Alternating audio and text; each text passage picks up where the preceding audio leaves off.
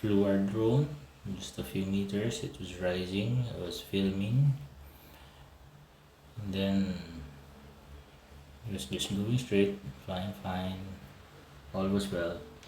And then it just spun there. You see, it spun, then it fell. I saw it in front of my eyes. So the event was going on. I had to ask permission to go to the site, and luckily, when I followed this map, the drone was there. It was exactly there.